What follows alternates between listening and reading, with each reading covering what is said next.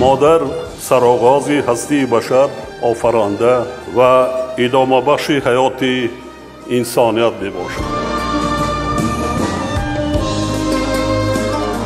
ضمیر او از مهر و محبت و لطف و مهربانی سرشته شده است که این خصلت‌های نجیب مادر را موجودی بزرگ و مقدسی تمام دور و زمانها گردانیده‌اند.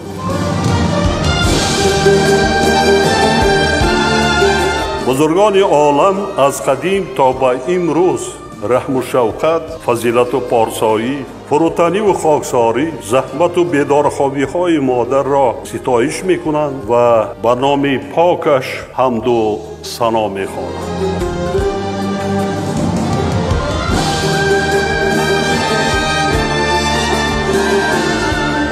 رسالت انسان آفری و حیات بخش مادران را همیشه قدر میکنیم و به سرشت پاک و نام نیک آنها عرض می‌گذاریم.